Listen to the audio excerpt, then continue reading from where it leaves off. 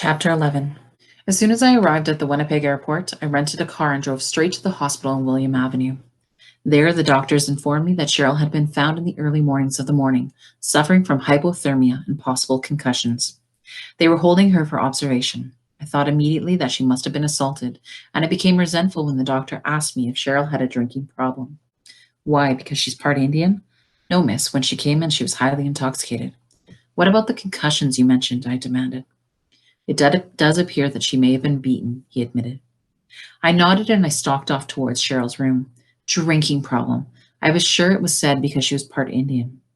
I entered the room and Cheryl was at the far end. At first, I wasn't sure it was Cheryl. I mean, I knew it was Cheryl, but it didn't look like Cheryl. Her beautiful, strong face was now puffy and bruised, and her cheeks were hollow. She had lost so much weight. Under the fluorescent lights, her skin was yellowish. Her arms resting on the white covers were thin. She really had lost too much weight and aged. I stared. It had been 2 years since I had last seen her. 2 years. It hadn't seemed that long. It looked as if to me Cheryl had been possessed. A cold chill ran down my back. Highly intoxicated. Oh God, don't let her be an alcoholic.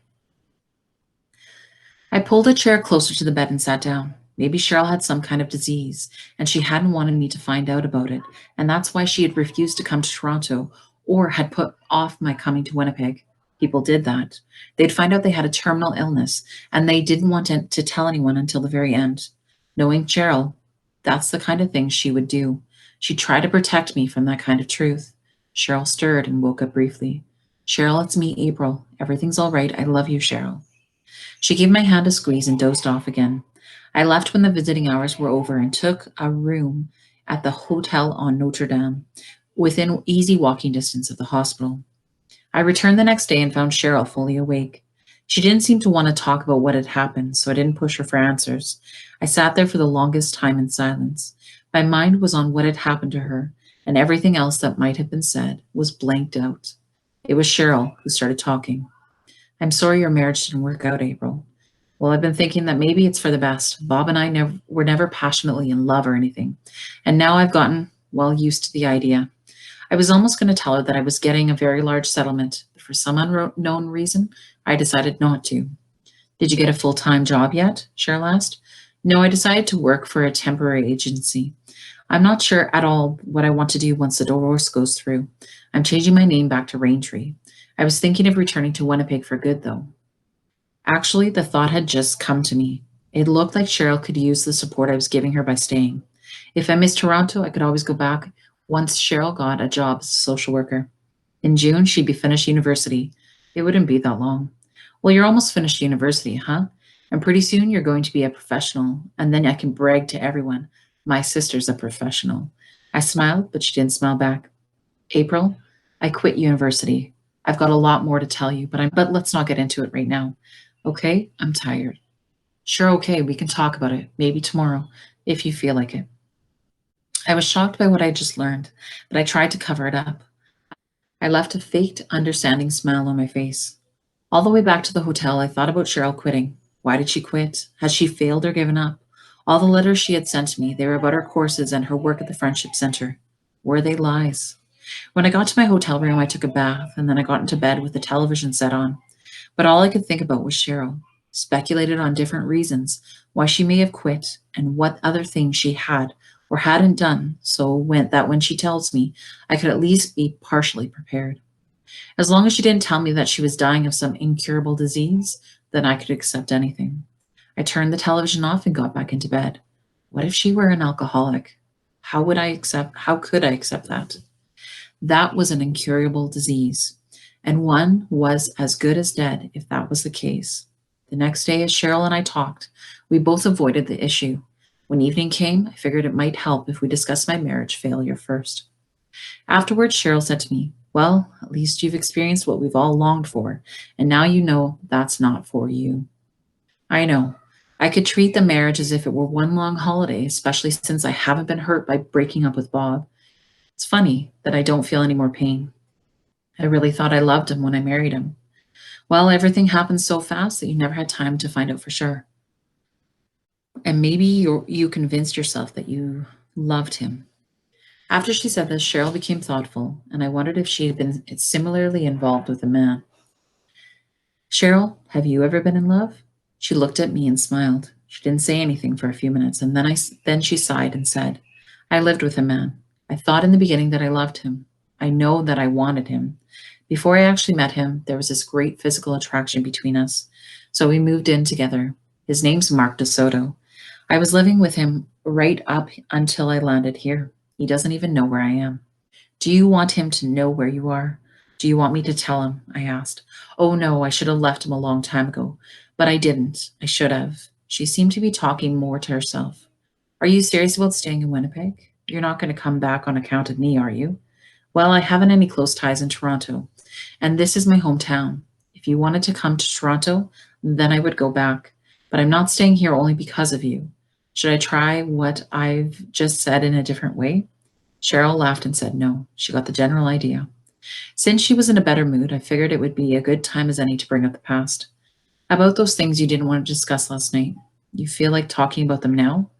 I wanted to tell you that I've been living with a man who wasn't good for me. Oh, well, what did you think I was going to tell you? That I was dying or something? As a matter of fact, yes.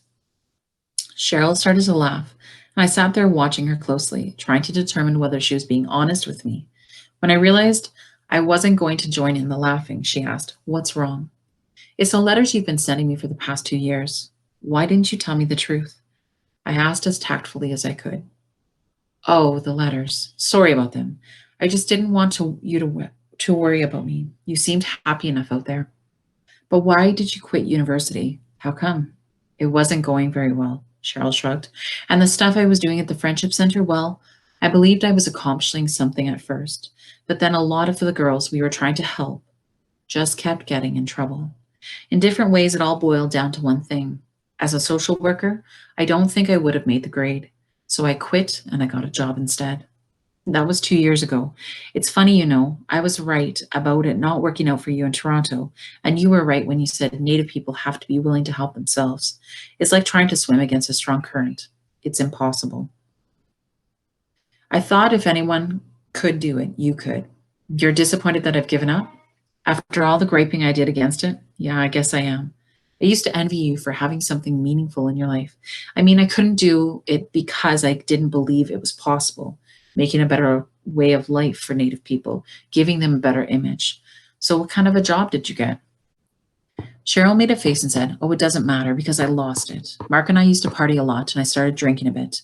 Anyhow, the day I got fired, I had a big row with Mark. And then I went out and I got all tanked up. So that's how I ended up here. I feel so stupid.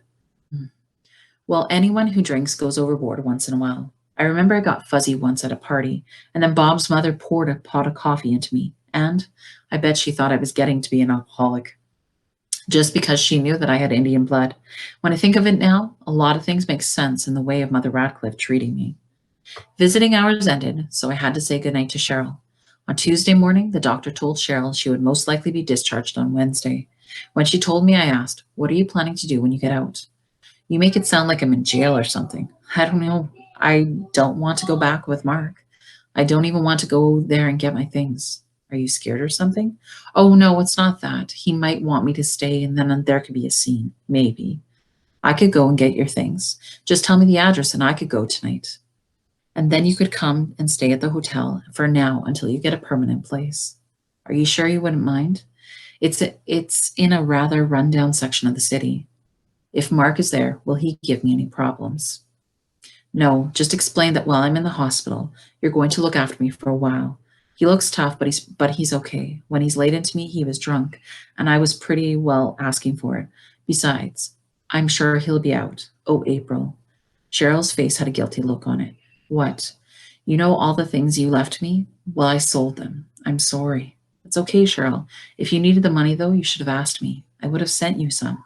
No, I couldn't do that. You see, I was kind of supporting Mark. He's out of a job. Anyways, it would have just gone to him. Cheryl was looking down at her hands and nervously twisting her fingers together. 2 suitcases should do it. All I've got is clothing.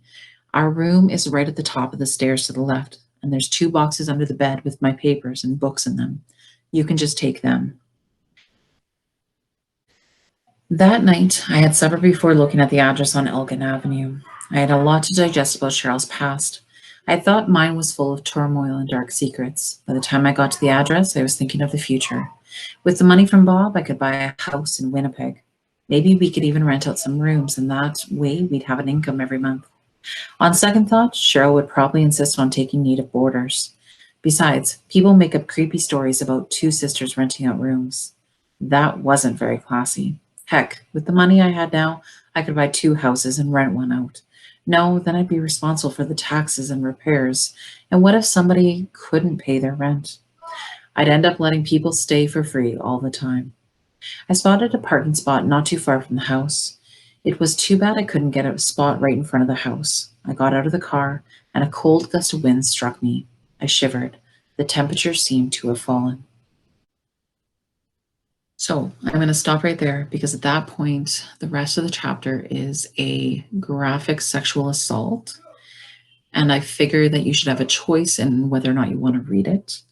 Whether or not you do read it will not make a difference in the understanding of the entire novel, but it's your choice, regardless of what you see, what you watch, what you hear, what you say, who you're around. Everything affects who you are. So I figure you should have a choice in this part of the novel.